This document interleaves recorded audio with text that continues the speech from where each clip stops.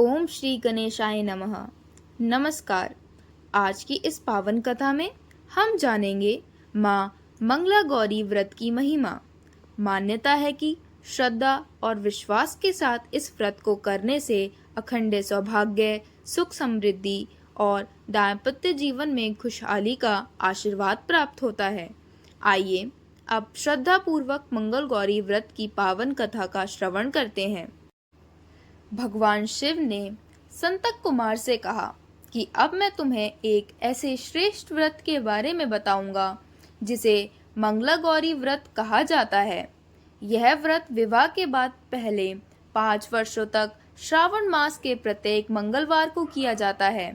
श्रद्धा पूर्वक इस व्रत को करने से दाम्पत्य जीवन सुखी रहता है, अखंड सौभाग्य की प्राप्ति होती है और परिवार में सुख समृद्धि बनी रहती है।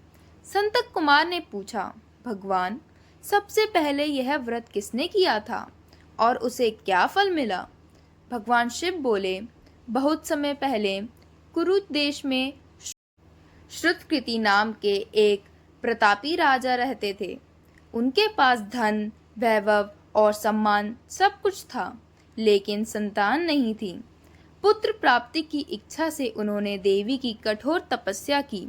देवी प्रसन्न हुई और वरदान मांगने को कहा। राजा ने एक गुणवान पुत्र की कामना की। तब देवी ने कहा, यदि तुम गुणवान पुत्र चाहते हो तो उसकी आयु केवल 16 वर्ष होगी, और यदि लंबी आयु वाला पुत्र चाहते हो तो वह साधारण गुणों वाला होगा। राजा और रानी ने विचार करके गुणवान पुत्र का ही वर मांगा। देवी ने उन्हें मंदिर के आम के पेड़ का एक फल रानी को खिलाने का निर्देश दिया। देवी की कृपा से रानी ने एक सुंदर पुत्र को जन्म दिया, जिसका नाम चिरायु रखा गया। समय बीतता गया। जब चिरायु की आयु 16 वर्ष होने लगी, तब उसके माता पिता उसकी अल्प आयु को याद करके बहुत चिंतित हुए। उन्होंने उसे उसके मामा के साथ भगवान विश्वनाथ के दर्शन के लिए काशी भेज दिया। रास्ते में वे आनंद नगर पहुँचे। वहाँ के राजा वीरसेन की सुंदर और धर्मपरायण पुत्री मंगला गौरी का विवाह उसी दिन होना था, लेकिन जिस राजकुमार से उसका विवाह तय हुआ था वह योग्य नहीं था। इसलिए वर पक्ष ने कुछ समय के लिए चिरायु को ही दूल्हे के रूप में विवाह मंडप में बैठा दिया और विवाह संपन्न हो गया।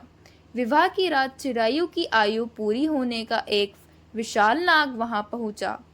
तभी मंगला गौरी की आंख खुल गई।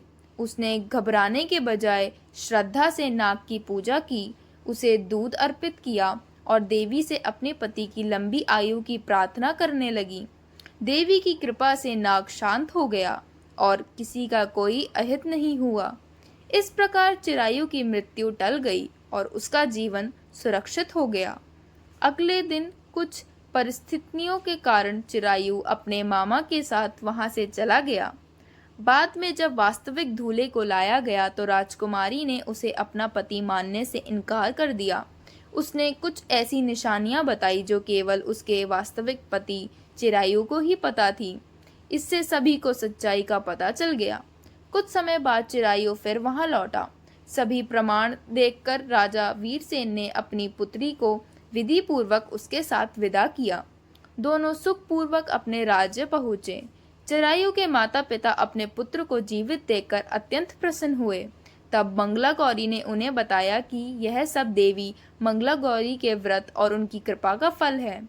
भगवान शिव ने कहा कि जो स्त्री श्रद्धा और विश्वास के साथ मंगला गौरी व्रत करती है या इसकी कथा सुनती है और सुनाती है, उसके जीवन में सुख, सौभाग्य, परिवार की उन्नति और देवी की कृपा बनी रहती है।